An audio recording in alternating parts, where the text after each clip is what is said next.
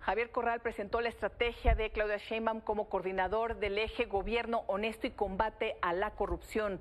Javier, buenas noches, gracias por estar con nosotros. Al contrario, Elisa, un privilegio estar aquí contigo y con todo el público. Oye, hoy presentaste, ¿no? Este plan, este proyecto es amplio. Ya tendremos tiempo de irlo comentando, digiriendo, pero hay algunos puntos centrales y otros que han ocasionado mucha polémica. Para empezar, te escuché decir que no es cierto que se proponga que se desaparezca el INAI.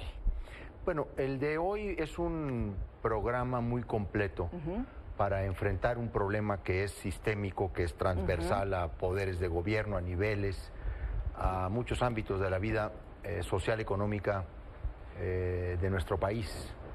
Es un programa que nació en sus líneas estratégicas de un diálogo muy fructífero con distintos actores de la sociedad civil, instituciones, académicos, expertos, empresarios, obviamente funcionarios públicos, organizaciones que se han dedicado durante mucho tiempo a la evaluación de las políticas públicas en materia de anticorrupción y que es fruto de este ejercicio que la doctora Claudia Sheinbaum impulsó de diálogos por la transformación. O sea, no estamos generando una propuesta sacada de la manga o una ocurrencia.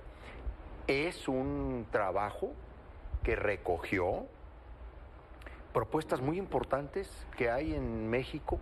A ver, por ejemplo, perdón, te interrumpo un momentito, pero tengo aquí en mente algunos ejemplos claves con los que quieras que nos quedemos en este momento, informar a la audiencia y de los que podemos ir platicando. Mira, en primer lugar, la doctora Claudia Sheinbaum, porque el proyecto fue también discutido con ella ampliamente, hubo un trabajo de análisis con ella muy amplio, muy minucioso, muy detallado, se compromete con un programa abierto de compras públicas, pero no solamente con el gobierno federal. Buscamos impulsar un modelo nacional a través de una ley general que incorpore una serie de criterios, de principios, de procedimientos, de normas, para que compras públicas, adquisiciones, concesiones, tengan muy definidas las reglas de su ejecución. Oye, mira, ahí yo haré un comentario porque creo que es importante, entiendo que son momentos de campaña, pero pues estar claros que este es un problema, como bien decías, transversal, ha estado presente desde hace muchos años, en todos los sexenios, incluyendo en el actual sexenio, Javier, porque yo recuerdo que al inicio decían que se iba a desmantelar este mecanismo, por ejemplo, con el que se desviaron recursos en la llamada estafa maestra. Y a la hora de la hora no se hizo nada. Y no solo eso, se incrementaron las adjudicaciones directas. Veo que en este programa están muy atentos para precisamente evitar este tipo de licitaciones así, ¿no? Directas, que no haya transparencia, pero sí hace falta modificar lo que ha habido y con lo que se quedaron también. Mira, esta mañana se dijo varias ocasiones que la honestidad del presidente de la República es un dato fundamental. Es histórico que el jefe del Estado mexicano ya no sea el vértice de la realización de negocios y política. Pero también hemos reconocido que esa conducta que es ejemplar y que es indispensable no es suficiente. Se requiere de un diseño institucional que precisamente enfrente un problema cuya dimensión es muy amplia, porque no solamente se trata de redes de corrupción que actúan en el país, tienen también un carácter transnacional e incluso, Elisa, han adquirido formas muy sofisticadas a través incluso de tecnologías para vincular los actos de corrupción. Y por lo tanto hay que crear nuevas tipologías incluso de carácter penal para englobar perfectamente las conductas que ahora se producen desde la tecnología misma y que deben ser enfrentadas a partir de una efectiva coordinación entre instituciones.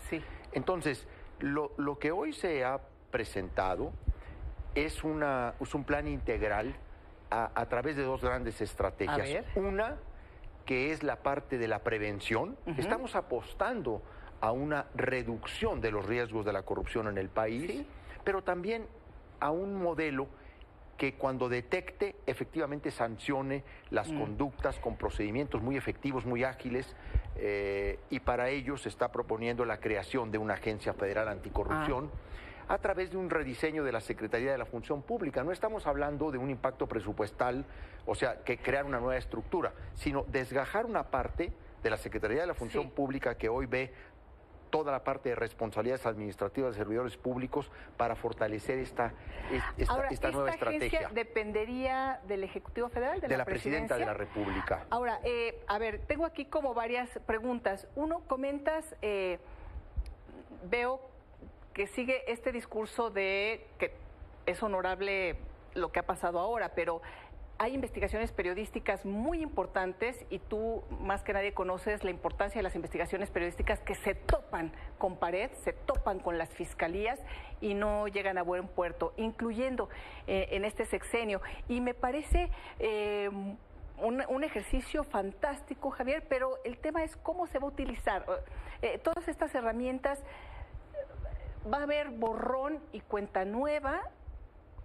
No se va a tocar a este gobierno, se va a utilizar como brazos políticos, como se ha utilizado en otros momentos, porque si esta agencia depende directamente de la presidencia, pues podría utilizarse como un aparato gubernamental y no como un aparato de Estado.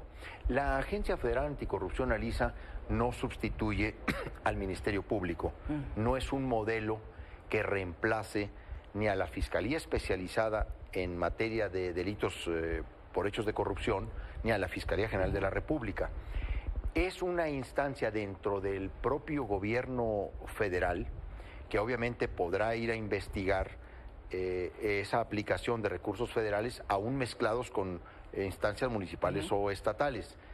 La Fiscalía Anticorrupción seguirá funcionando con su esquema constitucional y legal y, por supuesto, la Fiscalía General de la República. Bueno, y también presentan una propuesta de transformación o de fortalecimiento de las fiscalías. Sí, nosotros creemos muy importante que incluso frente a estos, ¿cómo se llaman?, denuncias mediáticas, porque el gran problema que tenemos, y particularmente en una etapa como esta, de mucha magnificación, guerra sucia, en donde incluso los asuntos de corrupción suelen ser instrumentos para el golpeteo político partidista, lo que nosotros consideramos es que debe haber instancias especializadas, tanto para la persecución como para la procuración, la impartición de justicia. O sea, estamos impulsando tribunales especiales en materia de anticorrupción, pero también a partir de un nuevo catálogo de delitos en materia penal por hechos de corrupción. Convivimos, Elisa, con figuras o tipologías penales pues que vienen de hace 2 o 3 décadas. Efectivamente se hicieron cambios, algunos de estas tipologías, pero no recuperan la manera en la que se está realizando y se está produciendo la corrupción, que decíamos es transversal a niveles de gobierno, pero también toma formas muy sofisticadas. A ver, las empresas fantasmas, por ejemplo, ¿no? Las empresas fantasmas es uno de los grandes retos que tiene el gobierno para enfrentar. Por ejemplo, el gobierno del presidente López Obrador ha conseguido cuantiosísimos recursos por la vía del combate a la elusión y la evasión fiscal, más de 1.2 billones de pesos. Pues de ahí han podido salir muchas de las obras que se están ahora concretando. Sin embargo, a través del tema de empresas fantasmas se ha podido conseguir poco. ¿Por qué? Porque no están establecidos ni los mecanismos, los procedimientos, los tipos ni las instituciones que entren a enfrentar una problemática que empieza con la empresa fantasma, pasa por el desvío de recursos públicos y termina en la defraudación fiscal. Así es. E incluso que tiene en muchas ocasiones detrás a un personaje de la fe pública como son los notarios. Así es. A ver, y sobre este tema de los notarios, que me parece una de las propuestas también que han generado reacciones, lo presentaste hoy en la mañana. Guadalupe Díaz, presidenta del Colegio Nacional del Notariado, está con nosotros vía telefónica y buenísimo. quería comentar algo sobre la propuesta que presentaste esta mañana. Guadalupe, licenciada, ¿cómo estás? Muy buenas noches. Muy buenas noches, Elisa. Un placer para mí saludarte a ti, a tu auditorio, y también tener la oportunidad de saludar al doctor Corral y poder dialogar con ustedes. Te agradezco esta invitación. Guadalupe, comentábamos sobre este punto en relación a una vigilancia de la fe pública, transparencia y la función que cumplen los notarios y las notarias. Bueno, mira, como presidenta del Colegio Nacional del Notariado Mexicano, que me honro en presidir, te quiero hablar por los más de 4,000 notarios públicos del país y que somos un gremio históricamente que hemos sido garantes de la seguridad y la certeza jurídica en el patrimonio de todos los mexicanos. Por eso es que me quiero referir a los puntos que esta mañana tocó el doctor Javier Corral en la conferencia que dio en la mañana, sobre 3 puntos en específico: la supuesta corrupción dentro del notariado, la supuesta responsabilidad de las y los notarios en la creación de estas empresas fantasmas que acaba de comentar, y del otorgamiento también deliberado de patentes notariales por los gobernadores. Ante esto te quiero decir que el ejercicio de la función notarial cada día representa mayores obligaciones para los notarios. Nosotros coadyuvamos con las autoridades municipales, estatales y federales, no solo en la recaudación de contribuciones, sino también en la obtención de información que se recaba a través de las notarías, con consecuencias de carácter fiscal, pero también penal en caso de que no demos un oportuno cumplimiento a las mismas. A través de nuestros avisos es que la Unidad de Inteligencia Financiera y el Servicio de Administración Tributario obtiene información importantísima para prevenir y para evitar el lavado de dinero y la evasión fiscal.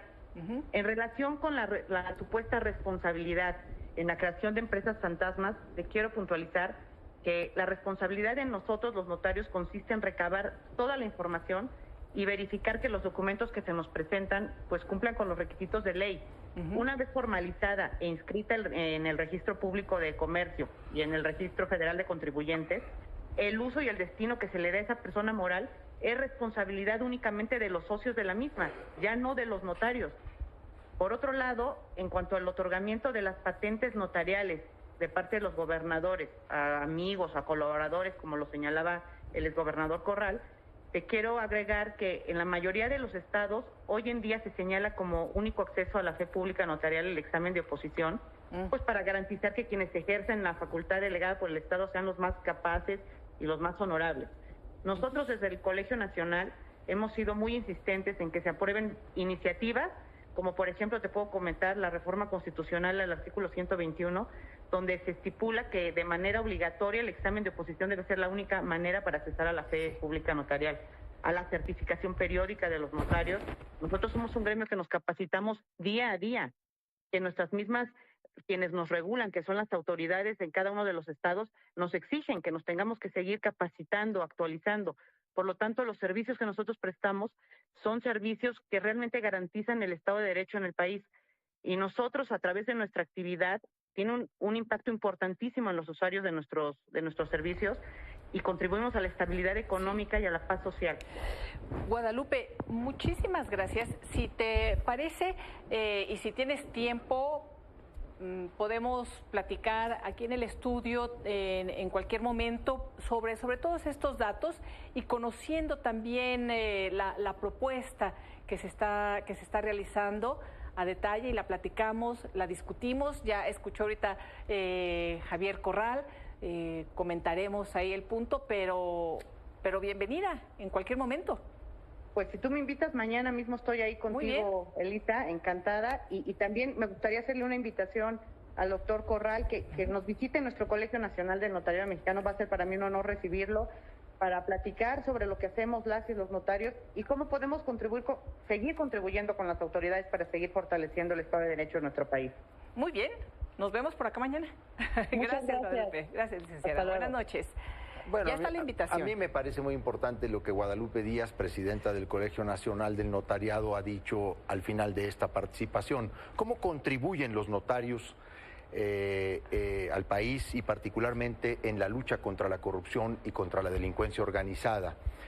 Nosotros no estamos estigmatizando a quienes ejercen esta función esencial que el Estado concesiona a los particulares, ni tampoco estamos generalizando. Sí. Pero la corrupción en el notariado no es ninguna presunción. Hay un conjunto de casos muy claros de corrupción en el notariado que ha generado una cadena corruptora que parte de las empresas fantasmas.